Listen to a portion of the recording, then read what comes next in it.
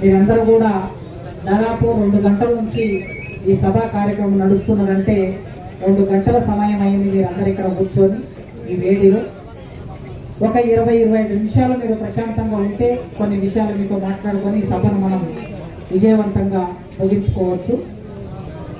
ఈ మధ్యకాలంలో ఒక 15 రోజుల కిందట ఎన్ఐటికి సంబంధించిన ఒక professor arts college Osman university arts కాలేజ్కి వచ్చి ఈ కార్యక్రమానికి రమ్మని అడిగారు. మీ ఊరి యువకులు వాళ్ళు ఫోన్ చేసి కూడా మాట్లాడారు. నాకు వీలు కాదబ్బా, ఎందుకంటే డే అంతా కాలేజీలో ఉండాలి, నేను రావడం సాధ్యం కాదని చెప్పారు. కానీ మీ ఊరి యువకులు చాలా పట్టుదలతో తప్పనిసరిగా రావాలి, మధ్యాహ్నం సమయానికైనా మీరు చేరుకోవాలని వాళ్ళ పట్టుదల ఉండటం మూలంగా మీ అందరినీ చూసే ఒక అవకాశం, మీ అందరితో మాట్లాడే అవకాశం వచ్చింది. నాకన్నా ముందు చాలా మంది చాలా విషయాలు మాట్లాడి ఉంటాం అంబేద్కర్కి సంబంధించి. వాళ్ళు ఏం మాట్లాడారనే విషయం నేను పూర్తిగా వినలేదు. ఇప్పుడు ఒక రాజన్న మాట్లాడిన విషయం మాత్రమే విన్నా. మీ అందరూ అంబేద్కర్ గురించి తెలుసుకోవాలనుకుంటే సెల్ ఫోన్లలో, టీవీలలో, మీ చేతుల్లో సెల్ ఫోన్ ఉన్నది, మీ ఇంట్లో టీవీ ఉన్నది. సెల్ ఫోన్లో అయినా టీవీలో అయినా అంబేద్కర్ గురించి చాలా విషయాలు తెలుసుకోవచ్చు. అయితే మనం సినిమాలు చూస్తూ ఉంటాం, సీరియళ్ళు చూస్తూ ఉంటాం, లేదా యూట్యూబ్లో పాటలు వింటూ ఉంటాం. వీటన్నిటితో పాటు అంబేద్కర్ను కూడా అప్పుడప్పుడు ఆయన మీద వచ్చిన పాటలు, ఆయన మీద ఉన్న ఉపన్యాసాలని వింటూ ఉండండి. ఏ ఒక్కరు చెప్పినా కూడా అంబేద్కర్ గురించి పూర్తి అయిపోదు. ఎన్నో రోజులు చెప్తే తప్ప అంబేద్కర్ గురించి అన్ని విషయాలు తెలియవు. ఎంతమంది ఎన్ని విషయాలు తెలిసినా చెప్పినా మళ్ళీ మళ్ళీ మళ్ళీ మళ్ళీ తెలుసుకోవాలని ఉంటుంది, మళ్ళీ చెప్పాలని ఉంటుంది. మీరందరూ ఇక్కడ కూర్చున్న వాళ్ళు ఒక 30 ఏళ్ళుగానో 40 ఏళ్ళుగానో 50 ఏళ్ళుగానో బైబిల్ వింటూ ఉన్నారు, బైబిల్ చదువుతూ ఉన్నారు. అయినా ప్రతి ఆదివారం చర్చికి వెళ్తారు, బైబిల్ చదువుతారు, బైబిల్ వింటారు. ఎందుకు వింటారు? ఒక 10 ఏళ్ళు, 5 ఏళ్ళు, ఒక ఏడాది, లేదా ఒకసారి వరుసగా ఒక వారం రోజులు కూర్చొని బైబిల్ చదివితే అయిపోతుంది కదా. మళ్ళీ మళ్ళీ ఎందుకు చదువుతారు బైబిల్ని? రోజు ఎందుకు చదువుతారు? వారం ఎందుకు వింటారు? ఎందుకు వింటారంటే అది దైవ వాక్యం గనక, ఆ దైవ వాక్యంలో చాలా గొప్ప విషయాలు ఉంటాయి గనక, మనిషికి సంబంధించి, జీవితానికి సంబంధించి, ప్రపంచానికి సంబంధించి గొప్ప గొప్ప విషయాలు ఆ బైబిల్లో పెద్దవాళ్ళు రాశారు గనక వాటిని రోజు మనం వింటాం. రోజు విని ఏమైనా తప్పులు చేస్తే ఆ తప్పులు జరగకుండా ఉండడానికి, ఆ తప్పుల నుంచి మనం బయటపడడానికి ఆ బైబిల్ని చదువుతాము, వేరే వాళ్ళు చదువుతుంటే వింటాం.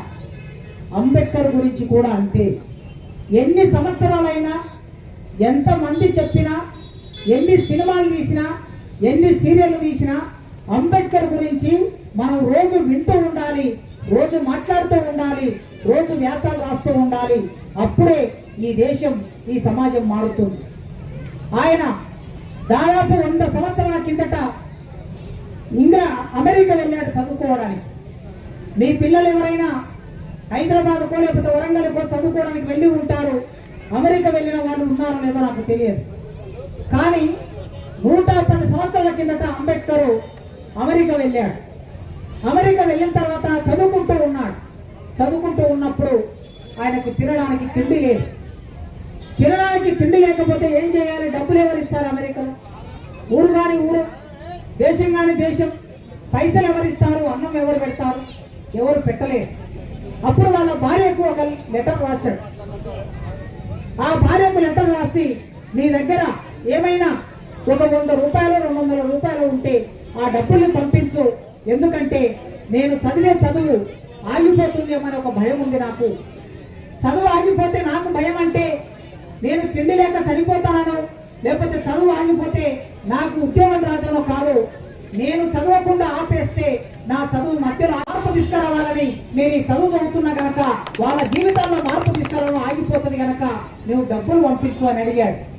ఇంతకుముందు రాజన్న చెప్పాడు కదా, డబ్బులు పంపించమని లేఖ రాశాడు, లెటర్ రాశాడు. కానీ ఆమె దగ్గర డబ్బులు లేవు.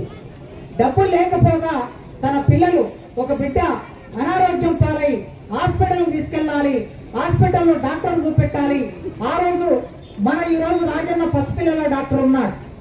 పిల్లల డాక్టర్ ఉన్నాడు రాజన్న, కానీ ఆ రోజు పిల్లల డాక్టర్లు మనోళ్ళు ఎవరు లేరు. చూపించుకుందామంటే డబ్బులు లేవు ఆమె దగ్గర. ఏదో కూలి చేస్తే వచ్చినటువంటి కొన్ని డబ్బులు ఆమె దగ్గర ఉంటే, పని చేస్తే వచ్చిన డబ్బులు ఉంటే, ఆ డబ్బులని భర్తకు పంపించాలన్నా, బిడ్డకు వైద్యం చేయించాలన్నా, డాక్టర్ తీసుకెళ్లాలన్నా అని ఆలోచించింది ఆమె. అప్పుడు ఆమె ఒక మాట అనుకున్నది, నా బిడ్డను బతుకుతాడో లేదో నాకు తెలియదు, కానీ నా భర్తకి డబ్బులు పంపిస్తే, అమెరికాలో ఉన్న నా భర్త బాగా చదువుకొని వస్తే మిగిలిన బిడ్డలు, ఈ దేశంలో ఉన్న మిగతా వాళ్ళ బిడ్డలు, నా బిడ్డ మాత్రమే బిడ్డ కాదు కదా, నాలాంటి తల్లులకి ఎందరికో కోట్లాది మంది ప్రజలకి ఈ దేశంలో బిడ్డలు ఉన్నారు. ఆ బిడ్డలందరూ బాగుండాలంటే, ఆ బిడ్డలందరూ చదువుకోవాలంటే, ఆ బిడ్డలందరూ గౌరవంగా ఉండాలంటే అక్కడ ఉన్న నా భర్త చదువుకోవాలని ఆమె బిడ్డను చూపించకుండా డబ్బులు భర్తకు పంపించింది. అంబేద్కర్ ఆ విధంగా గొప్పగా చదువుకున్నాడు. ఆయన చదువుకోవటం మూలంగా ఇవాళ వేదిక మీద ఇంతమంది అంబేద్కర్ లాంటి ఆయన బిడ్డ లాంటి బిడ్డలం ఇంతమందిని, నేను ప్రొఫెసర్ అయ్యాను, అన్న డాక్టర్ అయ్యారు, ఇంకొకరు సిఐ అయ్యారు, ఇంకొకరు ఎస్ఐ అయ్యారు, ఒక రాజకీయ నాయకుడు అయ్యారు, టీచర్లు అయ్యారు, మీరు ఇంతమంది ఉద్యోగస్తులు అయ్యారు, మహిళా సంఘంలో పనిచేస్తున్నారు, బైబిల్ చదువుతున్నారు. ఇంతమంది ఎట్లా సాధ్యమైందంటే అంబేద్కర్ ఒక్కరు తన బిడ్డను చంపుకొని ఆ తల్లి అంబేద్కర్కు డబ్బులు పంపిస్తే ఇవాళ మనం ఇంతమంది ఉన్నాం. అందుకే ప్రపంచంలో ఎవరైనా సరే తన కోసం తాను జీవించిన వాడు, బతికినవాడు తన కోసమే ఉంటాడు. ఇతరుల కోసం బతికినవాడు, ఇతరుల కోసం జీవించిన వాడు ప్రపంచంలో గొప్పవాడు అవుతాడు. అంబేద్కర్ అట్లా ప్రపంచంలో అందరి కోసం జీవించాడు. ఒక కవి రాశాడు, కాకి బతుకునంట 1000 ఏళ్ళు ఎందుకో, కాకి బతుకునంట 1000 ఏళ్ళు ఎందుకో, పంది బతుకునంట ముందు చూపు లేక, చీమ బతుకునంట పాము కండు పీక, నువ్వు బ్రతుకుతివంట ఈ ప్రపంచానికి జ్ఞానాన్ని ఇవ్వడానికి. అంబేద్కర్ నా దగ్గరేముంది నీకేమి నేనిత్తు, కన్నీటి దండేతునా ఓ అంబేద్కర్, సుక్కాల పేరేతునా ఓ అంబేద్కర్, సూర్యుని గొరిగిత్తునా ఓ అంబేద్కర్ అని రాశాడు. ఈ అంబేద్కర్ ఎవరి కోసం బతికాడన్నప్పుడు మనలో జ్ఞానాన్ని నింపడానికి, మనలో చదువు నింపడానికి, మనల్ని గొప్పవాళ్ళు చేయడానికి అంబేద్కర్ తన జీవితం అంతా బతికాడు. అక్కడ చదువుకున్న అంబేద్కర్ ఆయన బాగా చదువుకున్న తర్వాత అమెరికా వాళ్ళు, ఇంగ్లాండ్ వాళ్ళు అంబేద్కర్కి ఉద్యోగం ఇస్తామంటే ఆ దేశాన్ని వదిలి మళ్ళీ మన దేశానికి వచ్చాడు. ఆ రోజు ఆయన చదువుకున్న చదువు ప్రకారం చూస్తే అంబేద్కర్ ప్రపంచ మేధావి. ఇవాళ ఐక్యరాజ్య సమితిలో ఒక సంస్థ ఉన్నది. ఆ ఐక్యరాజ్య సమితి అనే సంస్థలో దాదాపు 250 దేశాలు ఉంటాయి. ఆ 250 దేశాల్లో ఏ దేశంలో పుట్టిన వాళ్లకు ఐక్యరాజ్య సమితి గౌరవించలేదు. అంబేద్కర్ పుట్టిన రోజును వరల్డ్ నాలెడ్జ్ డేగా ఇచ్చి ప్రకటించి అంబేద్కర్ గౌరవించింది ఐక్యరాజ్య సమితి. ఈ ప్రపంచంలో ఇన్ని దేశాలుంటే, ఇన్ని దేశాల్లో ఇంతమంది మేధావులు ఉంటే వాళ్ళందరినీ పక్కన పెట్టి అంబేద్కర్ మాత్రమే గొప్పవాడిగా, తెలివి కల్లవాడిగా, నాలెడ్జ్ ఉన్నవాడిగా అంబేద్కర్ గుర్తించిందంటే ఆయన అంత పెద్ద ప్రపంచ మేధావి. ఆయన కలుసుకుంటే, ఆయన అనుకుంటే అమెరికాలో ఉద్యోగం చేయొచ్చు, ఇంగ్లాండ్ లో ఉద్యోగం చేయొచ్చు, లేదా భారతదేశానికి వచ్చినా కూడా ఆయన జడ్జి పోస్ట్ ఇస్తామన్నారు. జడ్జి పోస్ట్ కూడా తీసుకోకుండా అమెరికాలో, ఇంగ్లాండ్ లో ఉండకుండా ఆయన తిరిగి మన దేశానికి వచ్చాడు. ఎవరి కోసం వచ్చాడు? ఇవాళ అమెరికా వెళ్ళిన వాళ్ళు తిరిగి ఇక్కడికి రారు. ఇంగ్లాండ్ వెళ్ళిన వారు, జర్మనీ వెళ్ళిన వారు, జపాన్ వెళ్ళిన వారు అక్కడనే ఉంటారు, అక్కడనే ఉద్యోగం చేసుకుంటారు. 20 ఏళ్ళు, 30 ఏళ్ళు, 50 ఏళ్ళు ఉద్యోగం చేసుకుంటారు. అవసరమైతే అక్కడనే వాళ్ళ పిల్లల్ని చదివించుకుంటారు, ఆ దేశంలో ఉండిపోతారు. కానీ అంబేద్కర్ 110 సంవత్సరాల కిందట తిరిగి భారతదేశానికి వచ్చాడు. ఎందుకు వచ్చాడంటే ఈ దేశంలో నా ప్రజలు అంటే ఆయన ప్రజలు, ఈ దేశంలో కోట్ల మంది ప్రజలంటే 6 కోట్ల మంది ఉన్నారు అన్నాడు. ఈ 6 కోట్ల మంది ఎవరు? మాలమాదిగలు. ఈ మాలమాదిగలు ఊరికి దూరంగా బతుకుతూ ఉన్నారు. వీళ్ళకి చదువు లేదు, వీళ్ళకి ఉద్యోగం లేదు, వీళ్ళకి భూమి లేదు, వీళ్ళను మనుషులుగా గుర్తించలేదు. బజార్లో నడుచుకుంటూ పోతూ ఉంటే మూతికి ముట్ట కట్టేవాళ్ళు. మూతికి ముట్ట ఎందుకు కట్టేవాళ్ళు? ఉమ్మిస్తే అది రోడ్డు మీద పడితే ఇతర కులాల వాళ్ళకి మైల పడుతుందని మన మూతికి ముట్ట కట్టేవాళ్ళు. మన వెనక చీపురు కట్టేవాళ్ళు. చీపురు ఎందుకు కట్టేవాళ్ళు? వెనక ఈపు మీద చీపురు కట్టే మనం నడుచుకుంటూ పోతూ ఉంటే ఆ చీపురు ఊడ్చుకుంటూ వచ్చేది. ఎందుకంటే మనం నడిచిన నడక, మన జాడలు, మన పాదాల జాడలు వేరే వాళ్ళు తొక్కుతారని, వేరే వాళ్ళు తొక్కితే వాళ్ళకు మైల పడుతుందని మన పాదాలు కనిపించకుండా ఈపుకు చీపురు కట్టారు. మూతికి ముంట, ఈపుకు చీపురు. మెడలో గంట, మెడలో గంట ఎవరు కడతారు? ఎత్తులో కడతా. మూగ గంటలు ఎత్తులో కడతా, కానీ మనుషులు కట్టారు ఈ దేశంలో. ఈ దేశంలో మనుషులకి గంటలు ఎందుకు కడతారంటే, ఒక అంటరాని వాడు వస్తున్నాడు, ఒక మానవాడు ఒక మాదిగవాడు వస్తూ ఉన్నాడు నడుచుకుంటానే, ఆ గంట మోగుతూ ఉన్నప్పుడు పై కులాల వాళ్ళు, బ్రాహ్మణులు, రాజులు, వైశ్యులు, కోమటలు వీళ్ళందరూ మాదిగవాడు నడుచుకుంటూ వస్తూ ఉన్నాడని ఆ గంట ద్వారా వాళ్ళకి తెలిసి వాళ్ళందరూ మన ముఖం చూడకుండా వాళ్ళ ఇళ్ళకి వెళ్ళి తలుపులు పెట్టుకునేవాళ్ళు. మన జీవితం ఇట్లా ఉండే. ఇట్లాంటి జీవితాన్ని చూసిన అంబేద్కర్ ఈ జీవితం మారాలి, నా ప్రజల జీవితం మారాలి అనుకొని ఈ దేశానికి తిరిగి వచ్చాడు. ఈ దేశానికి తిరిగి వచ్చి గాంధీతో కొట్లాడాడు, నెహ్రూతో కొట్లాడాడు, బాబు రాజేంద్ర ప్రసాద్తో కొట్లాడాడు, హిందూ మహాసభలతో కొట్లాడాడు, ఆర్ఎస్ఎస్ వాళ్ళతో కొట్లాడాడు, అందరితో పోరాటం చేశాడు అంబేద్కర్. ఒకే ఒక్కడు, అందరూ ఒకవైపు అయితే అంబేద్కర్ ఒక్కడు ఒకవైపు నిలబడి నా ప్రజలకి హక్కులు కావాలని పోరాటం చేశాడు. ఏం హక్కులు కావాలి మనకి? ఈ ప్రపంచంలో మనుషులందరూ పుట్టినట్లు మనం పుట్టాం, కానీ భారతదేశంలో మన పుట్టుకనే ఒక నేరం అయిపోయింది, మన పుట్టుకనే ఒక శాపం అయిపోయింది. ఎందుకు శాపమైంది? వాళ్ళలాగా మనకు 2 కళ్ళు లేవా? వాళ్ళలాగా 2 కాళ్ళు లేవా? వాళ్ళలాగా 2 చేతులు లేవా? వాళ్ళ శరీరంలో ఎర్రగా ఉన్న వాళ్ళ శరీరంలో రక్తం తెల్లగా ఉంటుందా? మన శరీరంలో నల్లగా ఉంటే మన రక్తం నల్లగా ఉంటుందా? వాళ్ళకి ఎట్లా కళ్ళు ఉన్నాయో, చేతులు ఉన్నాయో, కాళ్ళు ఉన్నాయో, వాళ్ళ శరీరంలో రక్తం ఎర్రగా ఉంటుందో మన శరీరంలో కూడా రక్తం ఎర్రగానే ఉంటుంది. మరి ఎందుకు ఈ తేడా ఎందుకు వచ్చింది? ఈ తేడాను ఎవరు తీసుకొచ్చారు? ఈ తేడా పోవాలని, ఈ భేదం పోవాలని అంబేద్కర్ మన కోసం ఆలోచించాడు. ఆలోచించి మొట్టమొదటి ఈ దేశంలో మమ్మల్ని మనుషులుగా చూడండి, పంచభూతాలు అంటే సూర్యుడు, భూమి, ఆకాశం, నీరు, అగ్ని ఇవన్నీ మనుషులందరికీ సమానంగా ఉండాలి. ఈ దేశంలో సమానంగా ఉన్నాయంటే లేవు. ఇప్పుడు ఇక్కడ కూర్చున్న మీ అందరికీ భూములు ఎన్ని ఉన్నాయి, ఒక్కొక్క మనిషికి ఎన్ని ఎకరాల భూమి ఉందంటే మీకే తెలుస్తుంది. ఎకరం భూమి లేని వాళ్ళు, అరెకరం భూమి లేని వాళ్ళు చివరికి చచ్చిపోయిన రోజు బొంద పెట్టడానికి ఒక 6 గజాల జాగా కూడా లేనటువంటి మనుషులు ఇప్పటికీ ఈ దేశంలో ఉన్నారు. అందుకే ఆయన అడిగాడు, మాకు భూమి ఎందుకు లేదు? ఈ దేశంలో భూమిని దున్నే వాళ్ళం మేము, భూమిని సాగు చేసే వాళ్ళం మేము, కలుపు తీసే వాళ్ళం మేము, కోత కోసే వాళ్ళం మేము, కుప్ప కొట్టే వాళ్ళం మేము, తూర్పార పట్టే వాళ్ళం మేము. మీ గడిలలో గింజలు తీసుకొచ్చి మీ గడిలో నింపేస్తాం, కానీ చివరికి మళ్ళీ మేము వచ్చి మీ దగ్గర అయ్యా మాకు ఇంత అన్నం పెట్టండి, మాకు ఇన్ని గింజలు ఇవ్వండి అని అడిగే పరిస్థితి మాకెందుకు వచ్చింది? భూమి దున్నే వాళ్ళకి భూమి ఎందుకు లేదు అనే ప్రశ్న ఆ రోజు అంబేద్కర్ వేశాడు. అప్పటికి దేశాన్ని పరిపాలిస్తున్న వాళ్ళు బ్రిటిష్ వాళ్ళే పరిపాలిస్తున్నారు, తెల్లతోనే పరిపాలిస్తున్నారు. ఆయన ఒక మాట అన్నాడు గాంధీతో, గాంధీ గారు మీలాంటి మనుషులు ఎందరో వచ్చారు ఈ దేశంలో, ఎంతో మంది సాధువులు వచ్చారు, ఎంతో మంది ఋషులు వచ్చారు, ఎంతో మంది గొప్ప వాళ్ళు పెద్దవాళ్ళు వచ్చారు, కానీ మా అంటరాని వాళ్ళ జీవితాల్లో చిన్న మార్పు కూడా రాలేదు. మా జీవితాలలో కనీసం ఒక బుక్కెడు తిండి కూడా రాలేదు. అందుకే ఈ దేశంలో మాకు మార్పు రావాలంటే మాకు తినడానికి తిండి కావాలి, ఉండడానికి గుడిసె కావాలి, చదువుకోవడానికి బడి కావాలి అని అంబేద్కర్ అడిగాడు. ఈ పంచభూతాలందరికి సమానం అంటే నీళ్లు సమానం కాదు. ఈ దేశంలో నీళ్లు సమానం కాదు. వర్షం వస్తుంది, వర్షం ద్వారా నీళ్లు వస్తాయి, ఆ నీళ్లు బావిలోకి పోతాయి, ఆ నీళ్లు బోరులోకి పోతాయి, ఆ నీళ్లు నల్ల ద్వారా వస్తాయి, ఆ నీళ్లు చెరువులోకి పోతాయి, ఆ నీళ్లు నదుల్లోకి పోతాయి, కానీ ఆ నీళ్లు మనకు సమానం కాదు. ఆనాడు అంబేద్కర్ చిన్న పిల్లవాడిగా ఉన్నప్పుడు ఇంతకుముందు రాజన్న గుర్తు చేశాడు కదా, బడికి వెళ్ళాడు. 10 ఏళ్ల వయసులో అంబేద్కర్ బడికి వెళ్ళాడు. బడికి వెళ్తే నీళ్లు తాగడం అంటే అక్కడ ఒకటే కుండ ఉన్నది. ఆ ఒకటే కుండ ఉంటే ఆ ఒకటే కుండలో నీళ్లు ఎవరికి అంటే అవి బాపనలకు మాత్రమే ఆ కుండలో నీళ్లు తాగుతారు. బాపనలో పిల్లలు మాత్రమే నీళ్లు తాగుతారు.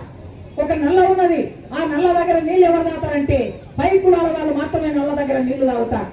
అంబేద్కర్ నల్ల దగ్గరికి వెళ్ళి నీళ్లు తాగే అవకాశం లేదు.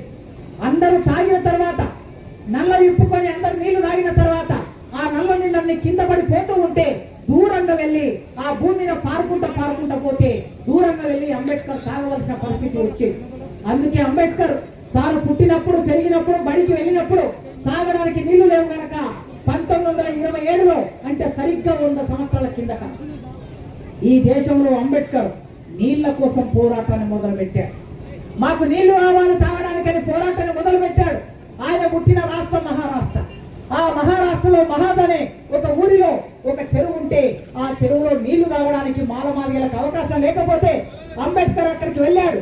అక్కడికి వెళ్ళి ఆ ఊళ్ళో ఉన్న వాళ్ళందరినీ ఏకం చేసి ఈ చెరువులో నీళ్లు మనవి. ఎందుకు మనవంటే ఈ చెరువు కట్ట వేసింది ఎవరు? బాపనులు వచ్చి కట్ట వేశారా? వాళ్ళ స్త్రీలు వచ్చి మట్టి మోసారా? వాళ్ళ పురుషులు వచ్చి గడ్డపార పట్టారా? వాళ్ళ పురుషులు వచ్చి పార పట్టారా? వాళ్ళు మట్టి పోసి ఈ కట్టను వేశారా? వేయలేదు. ఈ కట్టను వేసింది మనం, బావి దోవింది మనం. కనుక ఆ బావి దోవినప్పుడు పాతాళంలో ఉన్న గంగని పైకి తీసుకొచ్చాం. గడ్డపార బట్టి తోమి 10 గోళ్ళ బాయి, 20 గోళ్ళ బాయి, 30 గోళ్ళ బాయి నీళ్లు లోపలికి తోమిన తర్వాత మట్టి అంతా తీసిన తర్వాత ఆ నీటి జల వచ్చి మొట్టమొదలు ఎవరిని ముట్టుకుంటుంది? మన కాళ్ళని ముట్టుకుంటుంది.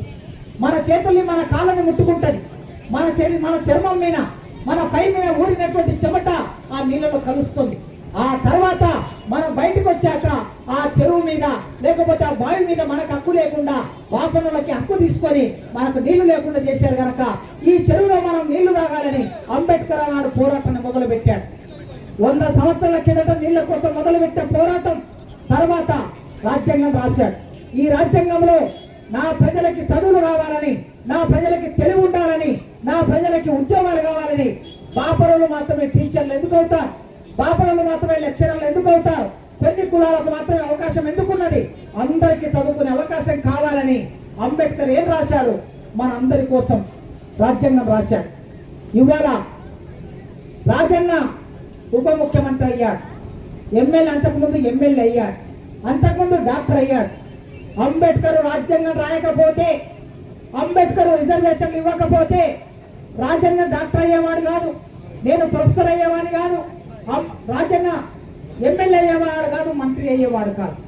ఇవాళ ఇంతమందిని ఇన్ని అవకాశాలు పొందుతున్నామంటే ఆనాడు రాజ్యాంగంలో కూర్చొని, రాజ్యాంగ రచన కమిటీలో కూర్చొని అంబేద్కర్ మన హక్కులని సాధించి పెట్టాడు. మన స్త్రీలు కొందరైనా, మన అమ్మాయిలు ఇవాళ చదువుకుంటున్నారంటే ఆనాడు అంతకన్నా ముందు రాసిన రాతలను పక్కన పెట్టి, ఆ పుస్తకాలను పక్కన పెట్టి అంబేద్కర్ రాజ్యాంగాన్ని ముందుకు తీసుకొచ్చాడు. మనం అనేవాడు ఒకవాడు మనుశాస్త్రం అనే ఒక పుస్తకాన్ని రాశాడు. ఆ మనుశాస్త్రం అనే పుస్తకంలో ఏం రాశాడంటే ఎవరైనా సరే, మాలోడైనా, మాదిగోడైనా, కుమ్మరోడైనా, కమ్మరోడైనా, యాదవైనా, గౌండ్లైనా, మున్నూరు కాపైనా, లేదా పద్మశాలైనా, రెడ్డి అయినా, వెలమైనా, కాపైనా, కమ్మైనా, ఎవరైనా సరే వీళ్ళు చదువుకోవద్దని రాశాడు ఆ పుస్తకంలో. కానీ అంబేద్కర్ ఆ పుస్తకంలో మనుశాస్త్రం రాసిన దాన్ని పక్కన పెట్టి భారతదేశంలో ఉన్న వాళ్ళు ఎవరైనా సరే కులముతో, మతంతో, జాతితో, రంగుతో సంబంధం, లింగంతో సంబంధం లేకుండా ప్రతి ఒక్కరు బడికి వెళ్ళొచ్చు, ప్రతి ఒక్కరు కాలేజీకి వెళ్ళొచ్చు, ప్రతి ఒక్కరు చదువుకోవచ్చని రాజ్యాంగంలో ఒక్క కలం పోటుతో రాజ్యాంగం రాస్తే ఇవాళ ఇన్ని లక్షల మందిని మనం చదువుకోగలిగినాం. అది అంబేద్కర్ చేసిన ఆ పోరాటం వలన, ఆయన రాసిన రాజ్యాంగం వలన ఇది సాధ్యమైంది. దానితో పాటు ఈ దేశంలో మనుషులుగా చూడాలంటున్నా, చూస్తున్నారా? రాజ్యాంగం అమల్లోకి వచ్చి 70 ఏళ్ళైంది, దేశానికి స్వాతంత్రం వచ్చి 75 ఏళ్ళైంది. మనుషులుగా చూస్తున్నారా? ఈ దేశం కోర్టులు ఏం చెప్తున్నాయి? మీరు యేసు ప్రభువును నమ్ముకుంటే, రేపటి నుంచి మీరు యేసు ప్రభువును మొక్కితే, మీరు చర్చిలకు పోతే, మీరు బైబిల్ పట్టుకుంటే మీరు మాదిగోళ్ళు కాదు, మీరు మాలోళ్ళు కాదని కోర్టులు చెప్తున్నాయి. ఇది ఎక్కడున్నది? ఇది అంబేద్కర్ రాశాడా? రాయలేదు. అంబేద్కర్ రాయని విషయాన్ని ఎందుకు చెప్తున్నారు? ఎందుకు ఇవాళ క్రైస్తవ మతంలోకి వెళ్ళవలసిన పరిస్థితి వచ్చిందో? ఈ దేశంలో న్యాయమూర్తులు, సుప్రీంకోర్టులో కూర్చున్న న్యాయమూర్తులు, హైకోర్టులో కూర్చున్న న్యాయమూర్తులు, దేశాన్ని పరిపాలిస్తున్న ప్రధానమంత్రి, దేశాన్ని పరిపాలిస్తున్న హోంశాఖ మంత్రి, మీకు తెలియదా మేము మాలమాది వాళ్ళం, ఎందుకు క్రైస్తవంలోకి వెళ్ళమో మీకు తెలియదా? మీరు మమ్మల్ని ముట్టుకున్నారా? మీరు మమ్మల్ని దగ్గరికి రానిచ్చారా? మీరు మాకు చదువు చెప్పారా? మాకు మీరు వైద్యం చేశారా? మాకు మందులు ఇచ్చారా? మేము చచ్చిపోతుంటే, చచ్చిన పశువుల గొడ్డు మాంసం తెచ్చుకొని ఆ మాంసంతో మేము తిని బతుకుతూ ఉంటే మమ్మల్ని ఊరికి దూరంగా బతకమన్నా, మీ మలమూత్రాలు ఎత్తేయమన్నా, మీ మలమూత్రాలు ఎత్తేసుకుంటా, మీ ఊళ్ళను శుభ్రం చేసుకుంటా, మీ రోడ్లను ఊడ్చుకుంటా మేము బతికాం. మమ్మల్ని మనుషులుగా చూడలే. కానీ వాళ్ళు వచ్చారు, వాళ్ళు అక్కడి నుంచి వచ్చారు, మా ఊరిలోకి వచ్చారు, మా వాడలోకి వచ్చారు, మా మాలమాలయ ఇళ్లలోకి వచ్చారు. మా ఇళ్లలోకి వచ్చి మమ్మల్ని ముట్టుకున్న ఏకైక మనుషులు ఈ ప్రపంచంలో ఎవరున్నారంటే వాళ్ళు మాత్రమే మమ్మల్ని ముట్టుకున్నారు. ఆ ముట్టుకున్నటువంటి వాళ్ళ దగ్గరికి వెళ్ళాం. వాళ్ళు మీరు మమ్మల్ని గుడిలోకి రానిచ్చారా? మీ రాముణ్ణి, మీ కృష్ణుణ్ణి, మీ హనుమంతుణ్ణి, మీ వెంకటేశ్వర స్వామిని మొక్కనిచ్చారా? మీ ఆదిశక్తిని మొక్కనిచ్చారా? మీ లక్ష్మిని, మీ పార్వతిని, మీ సరస్వతిని మొక్కనిచ్చారా? అసలు మాకు సరస్వతినే లేకుండా చేశారు కదా. కనుక అట్లాంటి మాకు మా నాలుక మీద 4 అక్షరాలని దిద్దిన వాళ్ళు, మాకింత ఆలోచన ఇచ్చిన వాళ్ళు, మాకింత చైతన్యం ఇచ్చిన వాళ్ళు క్రైస్తవం. బైబిల్ మాకింత నాలెడ్జ్ని ఇచ్చింది. అట్లా మేము ఇవాళ ఈ దేశంలో ఒక మతం నుంచి మరో మతంలోకి పోవడానికి కారణం నీ మతంలో కారణం ఉంది, నీ మతంలో సమస్య ఉంది. నీ మతంలో ఉన్న సమస్యని పరిష్కరించుకోకుండా, నీ మతంలో ఉన్న విషయాన్ని పరిష్కరించకుండా ఇప్పటికీ కూడా ఒక మత పెద్ద లేసి ఏమంటాడు, ఈ దేశంలో కులం ఉండాలి, ఈ దేశంలో వర్ణ వ్యవస్థ ఉండాలి, బాపనలు బాపనల్లాగా ఉండాలి, రెడ్డలు రెడ్డల్లాగా ఉండాలి, యాదవులు యాదవులాగా ఉండాలి, మాలోళ్ళు మాదిగోళ్ళు మాలోళ్ళలాగా ఉండాలి, ఎవరిలాగా వాళ్ళే ఉండాలి, మనుషులందరూ సమానం కాదని ఎవరు చెప్తున్నారు? చిన్నజీఆర్ స్వామి చెప్తున్నారు. చిన్నజీఆర్ స్వామి హైదరాబాద్ లో శంషాబాద్ దగ్గర ఒక కొన్ని 100 ఎకరాల భూమిలో ఒక ఆశ్రమాన్ని కట్టుకొని ఆయన చెప్తూ ఉన్నారు. నేను అడుగుతున్నా, అయ్యా మీరందరూ కూడా మతం ఉండాలంటున్నారు, కులం ఉండాలంటున్నారు, ఎవరెట్లా ఉండాలో అట్టే ఉండాలంటున్నారు. మరి ఈ దేశ రాజ్యాంగం అంబేద్కర్ ఏం రాశాడు? మనుషులందరూ సమానమే అని రాశాడు.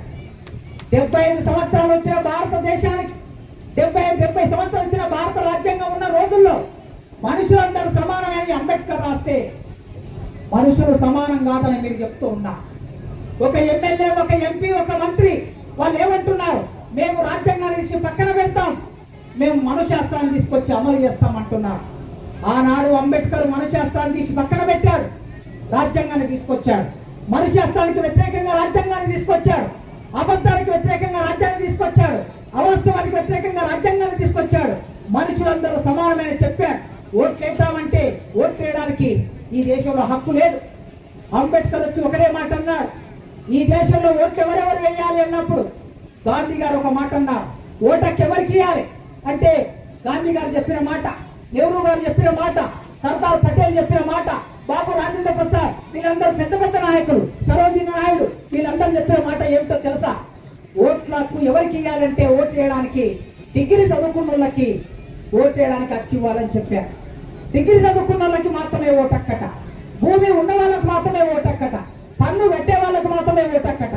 అప్పుడు అంబేద్కర్ లేచి అడిగాడు, ఈ దేశంలో భూమి ఉన్న వాళ్ళంటే, పన్ను కట్టిన వాళ్ళంటే, డిగ్రీ చదువుకున్న వాళ్ళంటే మా మాల మాగేలు ఎవరు లేరు, అందరూ మీ వాళ్ళే ఉన్నారు కనుక నేను దీన్ని అంగీకరించనని అంబేద్కర్ లేచి పోరాటం చేసి ఆనాడు చెప్పాడు.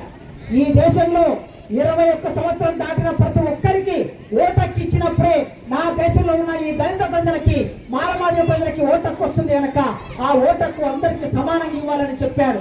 ఆ ఓటక్కు ఉంది కనుక ఇవాళ మన దగ్గరికి రాజకీయ నాయకులు కనీసం రోజు రాకపోయినా, వారానికి ఒకసారి రాకపోయినా, నెలకు ఒకసారి రాకపోయినా, 3 ఏళ్లకు ఒకసారి రాకపోయినా, 5 ఏళ్లకు ఒకసారి రాజకీయ నాయకులు మన దగ్గరికి వస్తున్నారు. ఎందుకు వస్తున్నారు? మన గుడిసె దగ్గరికి వస్తున్నారు, మన ఇంట్లోకి వస్తున్నారు, మనతో కూర్చుంటున్నారు, మనతో కాఫీ తాగుతున్నారు, మనతో నీళ్లు తాగుతున్నారు. ఎందుకంటే నీ చేతుల్లో ఓటక్కు ఉంది గనక, నీ ఇంట్లో 4 ఓట్లు ఉన్నాయి గనక ఈ ఓటక్కు అంబేద్కర్ ఇచ్చా. ఆ అంబేద్కర్ ఓటక్కు ఇవ్వకపోతే రాజన్న ఎమ్మెల్యే గారు మీరు ఓట్లేసే అవకాశం ఉండదు, ఆ నాయకులు మన కోసం పనిచేసే అవకాశం ఉండదు. ఈ కాస్త హక్కులు మనకు వచ్చాయంటే ఆనాడు భారత రాజ్యాంగంలో ఓటక్కును రాసి మనకిచ్చాడు. సమానంగా ఉండాలంటున్నాం, సమానత్వం రావాలంటున్నాం. ఈ దేశంలో మతాలన్నీ మాసిపోవాలి, కులాలన్నీ కూలిపోవాలి, మనిషి ఒక్కటి, మనసు ఒక్కటి, మనిషి ఒక్కటి నిలిచి వెలగాలి. ఆ రోజు కోసం చూస్తున్నాం. నేను వ్యక్తిగతంగా నేను క్రైస్తవాన్ని నమ్మను, నేను హిందూయిజాన్ని నమ్మను, నేను ఇస్లాం మతాన్ని నమ్మను, నేను ఏ దేవుని నమ్మను. నా దేవుళ్ళు ఎవరు అంటే మా అమ్మ నాయననే నా దేవుడు, ఈ ప్రకృతి నా దేవుడు. నాకు ఏ మతం పట్ల విశ్వాసం లేదు. కానీ భారతదేశంలో మమ్మల్ని మనుషులుగా చూసినటువంటి ఒక మతంలోకి మేము వెళ్ళినప్పుడు మీరు ఎస్సీలు కాదు, మీకు రిజర్వేషన్ లేదు అనే ఆ వాదన ఏదైతే ఉన్నదో అది కరెక్ట్ కాదని ఈ దేశ ప్రధానమంత్రికి నేను విజ్ఞప్తి చేస్తున్నా. అయ్యా ప్రధానమంత్రి గారు, ఇవాళ మీరు ఆడవాళ్ళకి, మహిళలకి రిజర్వేషన్ కావాలని మీరు బిల్లు పెడుతున్నారు, పార్లమెంట్ లో బిల్లు పెడుతున్నారు. మీరు ఇదే బిల్లు పెట్టండి. సుప్రీంకోర్టు ఇచ్చిన జడ్జిమెంట్ ఏదైతే ఉన్నదో ఆ జడ్జిమెంట్ తప్పు. ఈ దేశంలో ఎవరైనా ఎవరికి ఇష్టం వచ్చిన మతాన్ని వాళ్ళు నమ్మొచ్చు, ఎవరికి ఇష్టం వచ్చిన దేవుని వాళ్ళు కొలవచ్చు.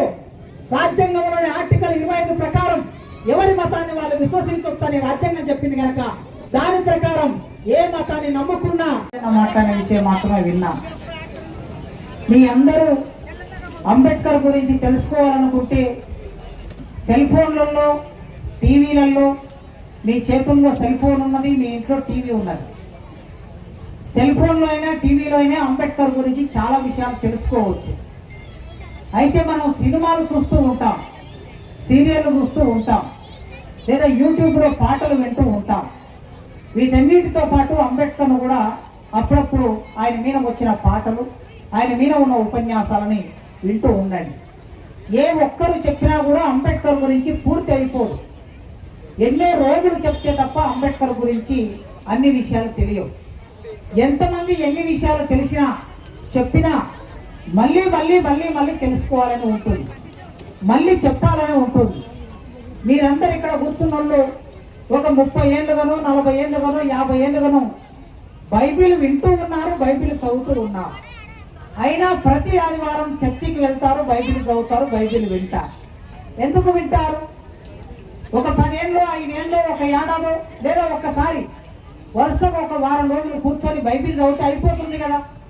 మళ్ళీ మళ్ళీ ఎందుకు చదువుతారు బైబిల్ని? రోజు ఎందుకు చదువుతారు? వారం ఎందుకు వింటారు? ఎందుకు వింటారంటే అది దైవ వాక్యం గనక, ఆ దైవ వాక్యంలో చాలా గొప్ప విషయాలు ఉంటాయి గనక, మనిషికి సంబంధించి, జీవితానికి సంబంధించి, ప్రపంచానికి సంబంధించి గొప్ప గొప్ప విషయాలు ఆ బైబిల్లో పెద్దవాళ్ళు రాశారు గనక వాటిని రోజు మనం వింటాం. రోజు విని ఏమైనా తప్పులు చేస్తే ఆ తప్పులు జరగకుండా ఉండడానికి, ఆ తప్పుల నుంచి మనం బయటపడడానికి ఆ బైబిల్ని చదువుతాము, వేరే వాళ్ళు చదువుతుంటే వింటాం. అంబేద్కర్ గురించి కూడా అంతే. ఎన్ని సంవత్సరాలైనా, ఎంతమంది చెప్పినా, ఎన్ని సినిమాలు తీసినా, ఎన్ని సీరియళ్ళు తీసినా అంబేద్కర్ గురించి మనం రోజు వింటూ ఉండాలి, రోజు మాట్లాడుతూ ఉండాలి, రోజు వ్యాసాలు రాస్తూ ఉండాలి. అప్పుడే ఈ దేశం, ఈ సమాజం మారుతుంది. ఆయన దాదాపు 100 సంవత్సరాల కిందట ఇంకా అమెరికా వెళ్ళాడు చదువుకోవడానికి. మీ పిల్లలు ఎవరైనా హైదరాబాద్కో లేకపోతే వరంగల్కో చదువుకోవడానికి వెళ్ళి ఉంటారు. అమెరికా వెళ్ళిన వాళ్ళు ఉన్నారో లేదో నాకు తెలియదు. కానీ 110 సంవత్సరాల కిందట అంబేద్కర్ అమెరికా వెళ్ళాడు. అమెరికా వెళ్ళిన తర్వాత చదువుకుంటూ ఉన్నాడు. చదువుకుంటూ ఉన్నప్పుడు ఆయనకు తినడానికి తిండి లేదు. తినడానికి తిండి లేకపోతే ఏం చేయాలి? డబ్బులు ఎవరు ఇస్తారు అమెరికాలో? ఊరు కానీ ఊరు, దేశం కానీ దేశం. పైసలు ఎవరిస్తారు? అన్నం ఎవరు పెడతారు? ఎవరు పెట్టలేరు. అప్పుడు వాళ్ళ భార్యకు ఒక లెటర్ రాశాడు. ఆ భార్యకు లెటర్ రాసి, నీ దగ్గర ఏమైనా ఒక 100 రూపాయలు 200 రూపాయలు ఉంటే ఆ డబ్బుల్ని పంపించు, ఎందుకంటే నేను చదివే చదువు ఆగిపోతుందేమని ఒక భయం ఉంది నాకు. చదువు ఆగిపోతే నాకు భయం అంటే నేను తిండి లేక చనిపోతానో, లేకపోతే చదువు ఆగిపోతే నాకు ఉద్యోగం రాదనో కాదు. నేను చదవకుండా ఆపేస్తే, నా చదువు మధ్యలో ఆగిపోతే ఈ దేశంలో ఉన్న కోట్లాది మంది ప్రజలు, దరిద్రులైన వాళ్ళు, అంటరాని వాళ్ళు, ఊరికి దూరంగా ఉన్న వాళ్ళు, వాళ్ళ జీవితాల్లో మార్పు తీసుకురావాలని నేను ఈ చదువు చదువుతున్నా గనక వాళ్ళ జీవితాల్లో మార్పు తీసుకురావడం ఆగిపోతుంది గనక నువ్వు డబ్బులు పంపించు అని అడిగాడు. ఇంతకుముందు రాజన్న చెప్పాడు కదా, డబ్బులు పంపించమని లేఖ రాశాడు, లెటర్ రాశాడు. కానీ ఆమె దగ్గర డబ్బులు లేవు. డబ్బులు లేకపోగా తన పిల్లలు, ఒక బిడ్డ అనారోగ్యం పాలై హాస్పిటల్ తీసుకెళ్ళాలి, హాస్పిటల్లో డాక్టర్ చూపెట్టాలి. ఆ రోజు ఈ రోజు రాజన్న పసిపిల్లల డాక్టర్ ఉన్నాడు, పిల్లల డాక్టర్ ఉన్నాడు రాజన్న. కానీ ఆ రోజు పిల్లల డాక్టర్లు మనోళ్ళు ఎవరు లేరు. చూపించుకుందామంటే డబ్బులు లేవు ఆమె దగ్గర. ఏదో కూలి చేస్తే వచ్చినటువంటి కొన్ని డబ్బులు ఆమె దగ్గర ఉంటే, పని చేస్తే వచ్చిన డబ్బులు ఉంటే ఆ డబ్బులని భర్తకు పంపించాలన్నా, బిడ్డకు వైద్యం చేయించాలన్నా, డాక్టర్కి తీసుకెళ్లాలన్నా అని ఆలోచించింది ఆమె. అప్పుడు ఆమె ఒక మాట అనుకున్నది, నా బిడ్డను బతుకుతాడో లేదో నాకు తెలియదు, కానీ నా భర్తకి డబ్బులు పంపిస్తే, అమెరికాలో ఉన్న నా భర్త బాగా చదువుకొని వస్తే మిగిలిన బిడ్డలు, ఈ దేశంలో ఉన్న మిగతా వాళ్ళ బిడ్డలు, నా బిడ్డ మాత్రమే బిడ్డ కాదు కదా, నాలాంటి తల్లులకి ఎందరికో కోట్లాది మంది ప్రజలకి ఈ దేశంలో బిడ్డలు ఉన్నారు. ఆ బిడ్డలందరూ బాగుండాలంటే, ఆ బిడ్డలందరూ చదువుకోవాలంటే, ఆ బిడ్డలందరూ గౌరవంగా ఉండాలంటే అక్కడ ఉన్న నా భర్త చదువుకోవాలని ఆమె బిడ్డను చూపించకుండా డబ్బులు భర్తకు పంపించింది. అంబేద్కర్ ఆ విధంగా గొప్పగా చదువుకున్నాడు. ఆయన చదువుకోవటం మూలంగా ఇవాళ వేదిక మీద ఇంతమంది అంబేద్కర్ లాంటి, ఆయన బిడ్డ లాంటి బిడ్డలం ఇంతమందిని నేను ప్రొఫెసర్ అయ్యాను, అన్న డాక్టర్ అయ్యారు, ఇంకొకరు సిఐ అయ్యారు, ఇంకొకరు ఎస్ఐ అయ్యారు, ఒక రాజకీయ నాయకుడు అయ్యారు, టీచర్లు అయ్యారు, మీరు ఇంతమంది ఉద్యోగస్తులు అయ్యారు, మహిళా సంఘంలో పనిచేస్తున్నారు, బైబిల్ చదువుతున్నారు. ఇంతమంది ఎట్లా సాధ్యమైందంటే అంబేద్కర్ ఒక్కడు తన బిడ్డను చంపుకొని ఆ తల్లి అంబేద్కర్ డబ్బులు పంపిస్తే ఇవాళ మనం ఇంతమంది ఉన్నాం. అందుకే ప్రపంచంలో ఎవరైనా సరే తన కోసం తాను జీవించిన వాడు, బతికినవాడు తన కోసమే ఉంటాడు. ఇతరుల కోసం బతికినవాడు, ఇతరుల కోసం జీవించిన వాడు ప్రపంచంలో గొప్పవాడు అవుతాడు. అంబేద్కర్ అట్లా ప్రపంచంలో అందరి కోసం జీవించాడు. ఒక కవి రాశాడు, కాకి బతుకోనంట 1000 ఏళ్ళు ఎందుకో, కాకి బతుకోనంట 1000 ఏళ్ళు ఎందుకో, పంది బతుకోనంట ముందు చూపు లేక, చీమ బతుకోనంట పాము కండు పీక, నువ్వు బ్రతుకుతివంట ఈ ప్రపంచానికి జ్ఞానాన్ని ఇవ్వడానికి. అంబేద్కర్ నా దగ్గరేముంది నీకేమి నేనిత్తు, కన్నీటి దండేతున ఓ అంబేద్కర్, సుక్కాల పేరేతున ఓ అంబేద్కర్, సూర్యుని గొరిగిత్తున ఓ అంబేద్కర్ అని రాశాడు. ఈ అంబేద్కర్ ఎవరి కోసం బతికాడన్నప్పుడు మనలో జ్ఞానాన్ని నింపడానికి, మనలో చదువు నింపడానికి, మనల్ని గొప్పవాళ్ళు చేయడానికి అంబేద్కర్ తన జీవితం అంతా బతికాడు. అక్కడ చదువుకున్న అంబేద్కర్ ఆయన బాగా చదువుకున్న తర్వాత అమెరికా వాళ్ళు, ఇంగ్లాండ్ వాళ్ళు అంబేద్కర్కి ఉద్యోగం ఇస్తామంటే ఆ దేశాన్ని వదిలి మళ్ళీ మన దేశానికి వచ్చాడు. ఆ రోజు ఆయన చదువుకున్న చదువు ప్రకారం చూస్తే అంబేద్కర్ ప్రపంచం మేధావి. ఇవాళ ఐక్యరాజ్య సమితిలో ఒక సంస్థ ఉన్నది. ఆ ఐక్యరాజ్య సమితి అనే సంస్థలో అంబేద్కర్ పుట్టినరోజును వరల్డ్ నాలెడ్జ్ డేగా ఇచ్చి ప్రకటించి అంబేద్కర్ గౌరవించింది ఐక్యరాజ్య సమితి. ఈ ప్రపంచంలో ఇన్ని దేశాలు ఉంటే, ఇన్ని దేశాల్లో ఇంతమంది మేధావులు ఉంటే వాళ్ళందరినీ పక్కన పెట్టి అంబేద్కర్ మాత్రమే గొప్పవాడిగా, తెలివికల్లవాడిగా, నాలెడ్జ్ ఉన్నవాడిగా అంబేద్కర్ గుర్తించిందంటే ఆయన అంత పెద్ద ప్రపంచ మేధావి. ఆయన కలుసుకుంటే, ఆయన అనుకుంటే అమెరికాలో ఉద్యోగం చేయొచ్చు, ఇంగ్లాండ్లో ఉద్యోగం చేయొచ్చు, లేదా భారతదేశానికి వచ్చినా కూడా ఆయన జడ్జి పోస్ట్ ఇస్తామన్నారు. జడ్జి పోస్ట్ కూడా తీసుకోకుండా అమెరికాలో, ఇంగ్లాండ్లో ఉండకుండా ఆయన తిరిగి మన దేశానికి వచ్చాడు. ఎవరి కోసం వచ్చాడు? ఇవాళ అమెరికా వెళ్ళిన వాళ్ళు తిరిగి ఇక్కడికి రారు. ఇంగ్లాండ్ వెళ్ళిన వారు, జర్మనీ వెళ్ళిన వారు, జపాన్ వెళ్ళిన వారు అక్కడనే ఉంటారు, అక్కడనే ఉద్యోగం చేసుకుంటారు. 20 ఏళ్ళు, 30 ఏళ్ళు, 50 ఏళ్ళు ఉద్యోగం చేసుకుంటారు. అవసరమైతే అక్కడనే వాళ్ళ పిల్లల్ని చదివించుకుంటారు, ఆ దేశంలో ఉండిపోతారు. కానీ అంబేద్కర్ 110 సంవత్సరాల కిందట తిరిగి భారతదేశానికి వచ్చాడు. ఎందుకు వచ్చాడంటే ఈ దేశంలో నా ప్రజలు అంటే ఆయన ప్రజలు, ఈ దేశంలో కోట్ల మంది ప్రజలంటే 6 కోట్ల మంది ఉన్నారు అన్నాడు. ఈ 6 కోట్ల మంది ఎవరు? మాలమాదిగలు. ఈ మాలమాదిగలు ఊరికి దూరంగా బతుకుతూ ఉన్నారు. వీళ్ళకి చదువు లేదు, వీళ్ళకి ఉద్యోగం లేదు, వీళ్ళకి భూమి లేదు, వీళ్ళను మనుషులుగా గుర్తించలేదు. బజార్లో నడుచుకుంటూ పోతూ ఉంటే మూతికి ముద్ద కట్టేవాళ్ళు. మూతికి ముద్ద ఎందుకు కట్టేవాళ్ళు? ఉమ్మిస్తే అది రోడ్డు మీద పడితే ఇతర కులాల వాళ్ళకి మైల పడుతుందని మన మూతికి ముద్ద కట్టేవాళ్ళు. మన వెనక చీపురు కట్టేవాళ్ళు. చీపురు ఎందుకు కట్టేవాళ్ళు? వెనక ఈపు మీద చీపురు కట్టి మనం నడుచుకుంటూ పోతూ ఉంటే ఆ చీపురు ఊడ్చుకుంటూ వచ్చేది. ఎందుకంటే మనం నడిచిన నడక, మన జాడలు, మన పాదాల జాడలు వేరే వాళ్ళు తొక్కుతారని, వేరే వాళ్ళు తొక్కితే వాళ్ళకు మైల పడుతుందని మన పాదాలు కనిపించకుండా ఈపుకు చీపురు కట్టారు. మూతికి ముంత, ఈపుకు చీపురు. మెడలో గంట ఎవరు కడతారు? ఎద్దులో కడతారు. 3 గంటలు ఎద్దులో కడతారు. కానీ మనుషులు కట్టారు ఈ దేశంలో మనుషులకి గంటలు ఎందుకు కడతారంటే ఒక గంటలాని వాడు వస్తున్నాడు, ఒక మానవాడు, ఒక మాదిగవాడు వస్తున్నాడు నడుచుకుంటానే. ఆ గంట మోగుతూ ఉన్నప్పుడు పై కులాల వాళ్ళు, బ్రాహ్మణులు, రాజులు, వైశ్యులు, కోమటళ్ళు వీళ్ళందరూ మాదిగవాడు నడుచుకుంటూ వస్తున్నాడని ఆ గంట ద్వారా వాళ్ళకి తెలిసి వాళ్ళందరూ మన ముఖం చూడకుండా వాళ్ళ ఇళ్లకి వెళ్ళి తలుపులు పెట్టుకునేవాళ్ళు. మన జీవితం ఇట్లా ఉండేది. ఇట్లాంటి జీవితాన్ని చూసిన అంబేద్కర్ ఈ జీవితం మారాలి, నా ప్రజల జీవితం మారాలి అనుకొని ఈ దేశానికి తిరిగి వచ్చాడు. ఈ దేశానికి తిరిగి వచ్చి గాంధీతో కొట్లాడాడు, నెహ్రూతో కొట్లాడాడు, బాబు రాజేంద్ర ప్రసాద్తో కొట్లాడాడు, హిందూ మహాసభలతో కొట్లాడాడు, RSS లతో కొట్లాడాడు, అందరితో పోరాటం చేశాడు అంబేద్కర్. ఒకే ఒక్కడు, అందరూ ఒకవైపు అయితే అంబేద్కర్ ఒక్కరు ఒకవైపు నిలబడి నా ప్రజలకి హక్కులు కావాలని పోరాటం చేశాడు. ఏం హక్కులు కావాలి మనకి? ఈ ప్రపంచంలో మనుషులందరూ పుట్టినట్టు మనం పుట్టాం.